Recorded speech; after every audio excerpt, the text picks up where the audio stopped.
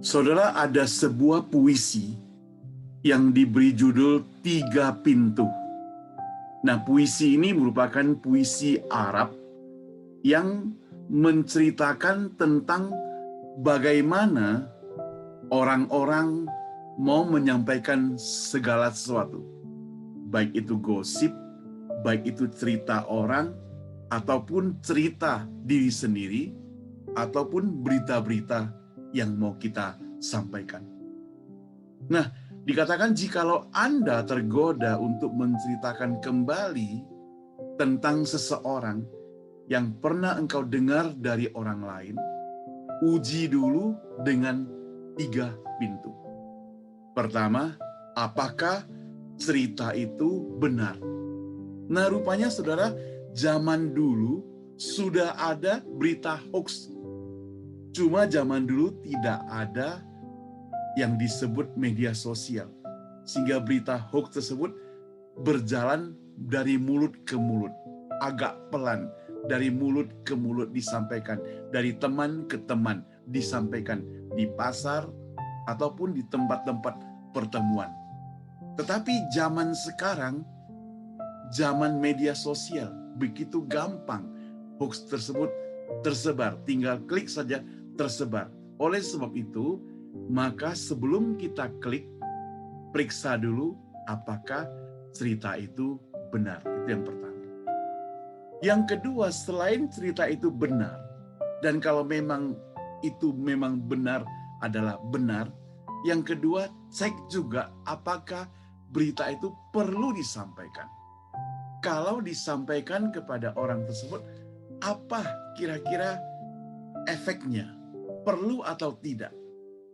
Jadi, walaupun ada berita yang merupakan berita dari seseorang itu benar, tapi perlu nggak kita sampaikan kepada orang itu? Apakah membangun dia? Apakah menjadi berkat buat dia? Apakah membantu untuk dia? Atau justru membuat kacau? Nah, belakangan di Indonesia ada berita hoax berhubungan dengan RUU Omnibus Law yang baru berlalu. Dan berita hoax itu disampaikan oleh orang banyak begitu gampang. Karena media sosial tinggal klik, klik, klik, klik. Dan semua orang membacanya. Celakanya, orang-orang yang membaca sebagian besar, saya tidak katakan semua, langsung menerima, langsung percaya, langsung marah, langsung emosi, dan unjuk rasa. Itu bahaya. Itu berarti berita tersebut tidak perlu disampaikan. Dan untuk menyampaikannya, dan untuk mencapai standar perlu, dan untuk mencapai standar oke, maka yang terakhir, kita harus mempersempit lagi pintu yang ketiga, yaitu apakah itu baik kalau kita ceritakan? Apakah itu baik kalau kita sharekan kepada orang lain? Nah, jikalau kita sudah pertimbangkan dengan matang-matang, ternyata memang tidak baik, ya jangan disampaikan.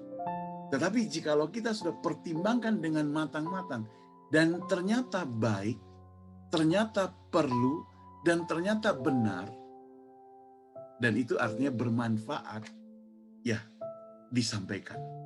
Sebab kalau ada berita yang benar, ada yang berita baik, ada berita penting, engkau tidak sampaikan, engkau juga merupakan orang yang salah, bukan? Jadi semuanya harus melewati screening dari kita sendiri. Zaman sekarang banyak berita hoax. Kalau saudara terima satu berita, satu artikel, atau satu WhatsApp, message WhatsApp yang katakan ini itu, kemudian minta Anda sebarkan pada orang lain, maka itu sudah pasti berita hoax. Apalagi disertai ancaman. Nah, saudara, dulu sebelum ada zaman media sosial, orang-orang pakai surat yang disebut dengan surat kaleng. Jadi mereka ketik berupa sebuah surat. Dia katakan, si Anu, siapa bintang film siapa kalau sudah pernah mengirimkan surat ini ke berapa ratus teman, kemudian mereka dapat hadiah atau bagaimana. Tapi orang ini karena dia tidak taat, dia tidak kirim, maka dia celaka.